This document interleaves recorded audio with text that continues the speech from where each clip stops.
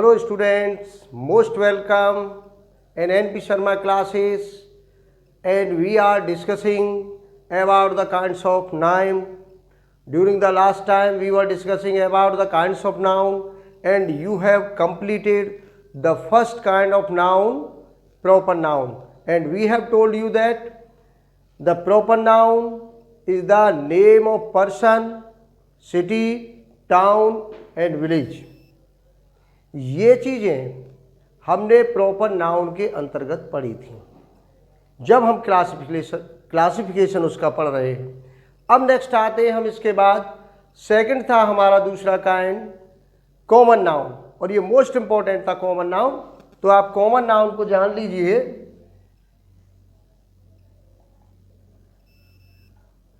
और नोट करते जाइए, इनको अपनी नोटबुक में कर लीजिए कॉमन नाउन, और बड़ा इंपॉर्टेंट है ये। कॉमन नाउन के अंतर्गत आएंगे, सबसे महत्वपूर्ण है name of things.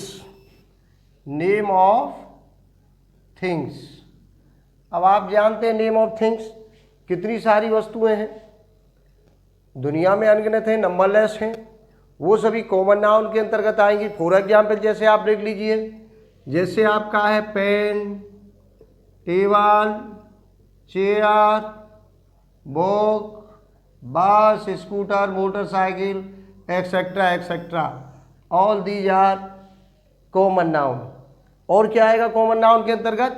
Common noun के अंतर्गत आएंगे हमारे नेम ऑफ पोस्ट। किसी पद को, किसी एक जाति का, एक कॉमन ग्रुप को यदि एड्रेस करेगा तो वो भी कॉमन नाउन के अंतर्गत आएगा। जैसे स्टूडेंट है, आपका स्टूडेंट है, टीचर है, लेक्चरर है, प्रिंसिपल है, प्राइम मिनिस्टर है, गर्ल है, बॉय है, एक्सेट्रा एक्सेट्रा, ये भी आपके क्या हुए? कॉमन नाउन हो गए।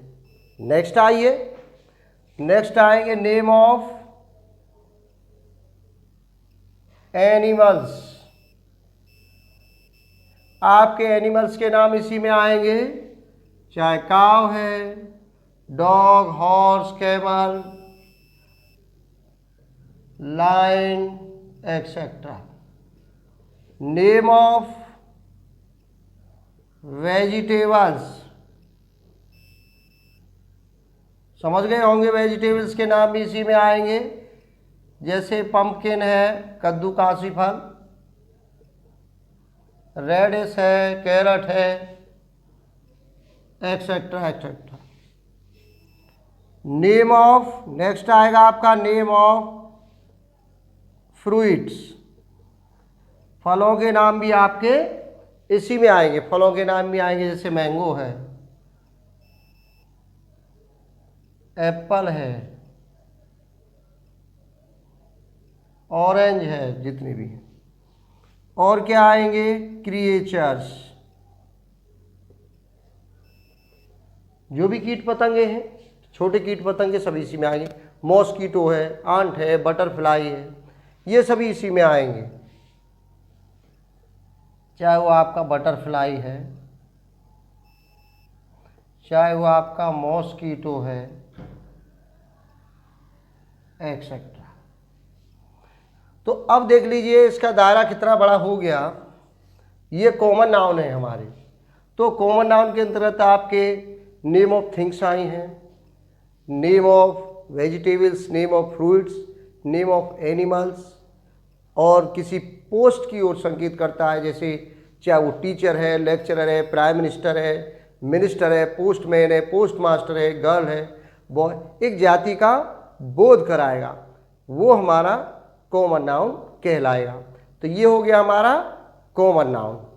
अब आते हैं नेक्स्ट, तीसरा हमारा मोस्ट इंपॉर्टेंट है मैटेरियल नाउन। तो नेक्स्ट जो थर्ड है हमारा काइंड्स ऑफ नाउन का, वो है हमारा मैटेरियल नाउन। मैटेरियल नाउन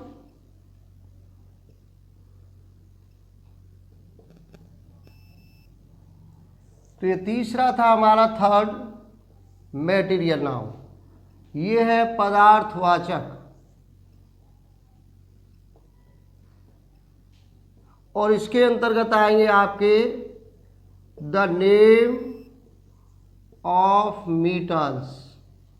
मीटल्स के नाम आएंगे, जैसे आपका आयरन है, आयरन आप जानते हैं, iron, silver, aluminium, gold, brass.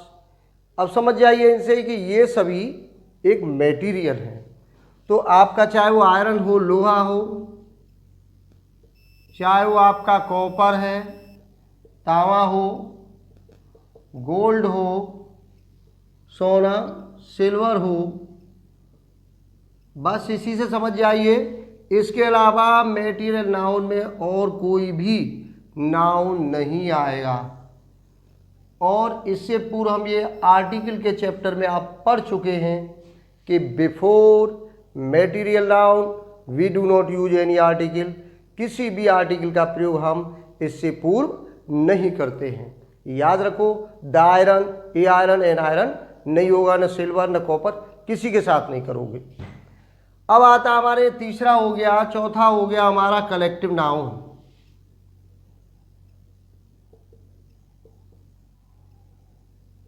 ये समूहवाचक है, समूहवाचक संज्ञा है। नोट कर लीजिए इनको, ये समूहवाचक संज्ञा है, ये ग्रुप है। इसमें आएंगे नेम ऑफ ग्रुप्स। ग्रुप समूह से मतलब है, कलेक्टिव है, एक समूह होगा। आप जानते हैं समूह, जैसे क्लास क्या है, एक स्टूडेंट्स का एक ग्रुप होगा और वो ग्रुप एक समूह बनेगा, कलेक्टिव नाउन होगी क्लास। आर्मी, एक ग्रुप ऑफ सोल्जर्स होगा, आर्मी हो गई। क्राउड, एक ग्रुप ऑफ पीपल हो गया। तो जो भी क्राउड है, आर्मी है, क्लास है, पीपल है, कैटल हैं, यहाँ तक ये भी याद रखिए कि यदि किसी कॉमन नाउन को आप एस लगाकर प्लूरल बना देंगे तो वो भी आपका कलेक्टिव नाउन के अंतर्गत चला जाएगा। स्टूडेंट कॉमन नाउन है, स्टूडेंट्स कलेक्टिव नाउन हो गया। कॉमन नाउन की श्रेणी में तो है ही है, लेकिन वो आप क्या होगा, वो भी कलेक्टिव ही कहलाएगा। तो जो भी प्लूरल होगा एक समूह में होगा, चाहे वो स्टूडेंट्स हैं, गर्ल्स हैं, बॉयज़ हैं, टीचर्स हैं, लेक्चर्स हैं, तो वो सब मिलकर के आपका एक ग्रुप बन जाएगा। असेंबली है, मीटिंग है, क्लास है, आर्मी है, ये सब पूरे किस में आएंगे, हमारे कलेक्टिव नाउन में आएंगे, एक समूह में आएंगे। तो जैसे एग्जाम्पल के लिए आप नोट कर लीजिए, जैसे मान लीजिए क्लास है आपका, तो ये एक ग्रुप ऑफ स्टूडेंट होता है। आर्मी है, एक ग्रुप ऑफ सोल्जर्स होगा।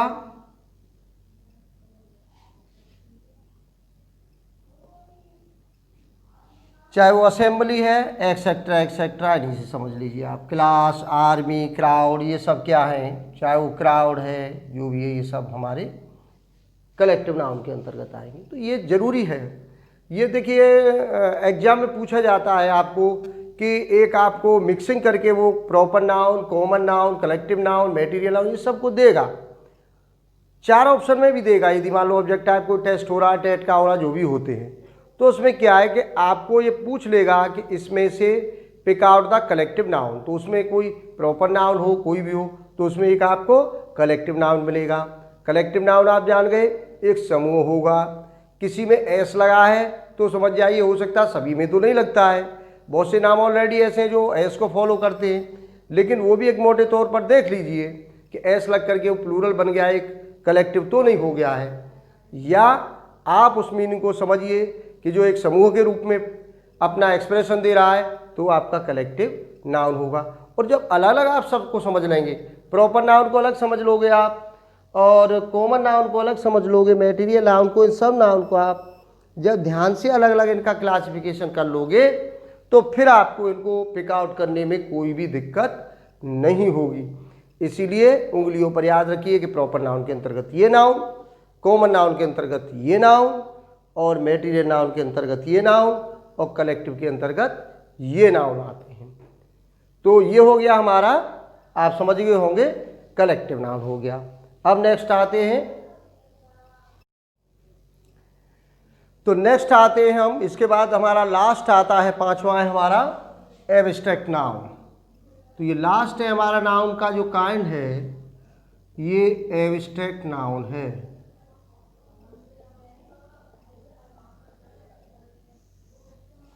अब आप चाहे इसे गुणवाचक कहिए या भाववाचक कहिए, गुणवाचक या भाववाचक संज्ञा हो गई हमारी। अब देखिए एब्स्ट्रैक्ट नाउन के अंतर्गत कौन कौन से नाउन आएंगे। एब्स्ट्रैक्ट नाउन के अंतर्गत जैसे प्रॉपर नाउन के अंतर्गत व्यक्तियों के नाम थे, कॉमन नाउन के अंतर्गत एक जाति का बोध हो रहा था, जैसे स्टूडेंट है, टीचर है, या नेम ऑफ थिंग्स आ रहे थे। मटेरियल नाउन के अंतर्गत मटेरियल, जैसे कि आप एक नाम कॉमन लेते हैं, मटेरियल आप प्रयोग कर रहे हैं, तो आयरन है, कॉपर है, सिल्वर है, ये भी आ रहे थे। कलेक्टिव नाउन में आपने सीधा समझ लिया, समूह आ रहे थे, ग्रुप थे उसमें। और अब आगे नेक्स्ट पांचवा हमारा एब्स्ट्रैक्ट नाउन। तो एब्स्ट्रैक्ट नाउन को ध्यान से समझना है।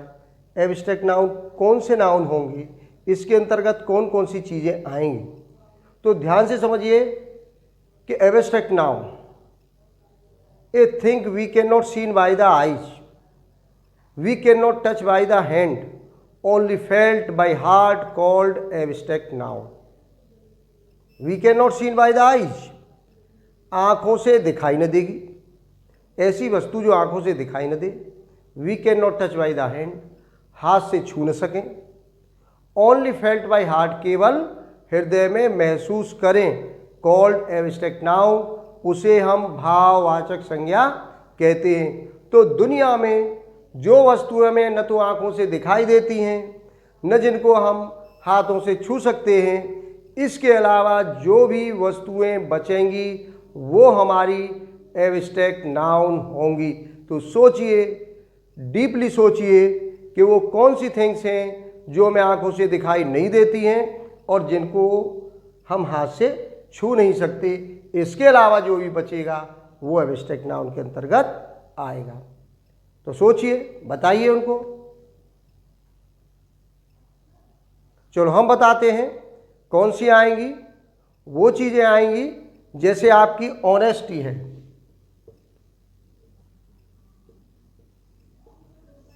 आपने अभी समझ रहे थे ना, फेल्ट बाय हार्ट, हृदय से महसूस करें।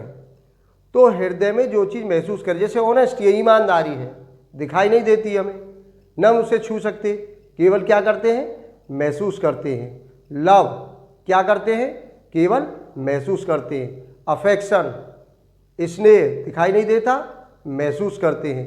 पॉलिसी, राजनीति क्या है, महसूस करते हैं। हेट, ज्वेलसी, ये सब ऑनेस्टी हो, पॉलिसी हो, ट्रुथ हो, मर्सी हो, जितनी भी फीलिंग्स के अंतर्गत आएंगे वो सभी हमारे एब्स्ट्रैक्ट नाउन होंगे।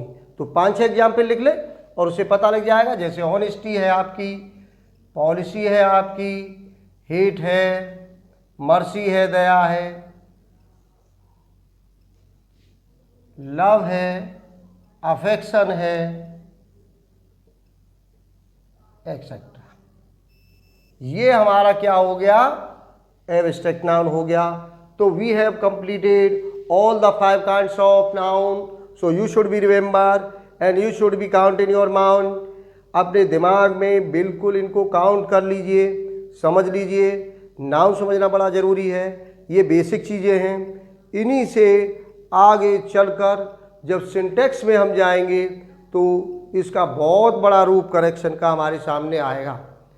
तो ये छोटी चीज़ें जब तक हमें क्लियर नहीं होंगी तब तक हम करेक्शन की ओर नहीं जा सकते नाउन के, और उसके करेक्शन के अलावा सिंटेक्स की जो चीज़ें होंगी इस नाउन से जुड़ी हुई वो नहीं होंगी, क्योंकि नाउन का बहुत बड़ा क्षेत्र है। अभी तो क्लासिफिकेशन है, इसका role beginning to the end जाएगा पूरी ग्रामर में।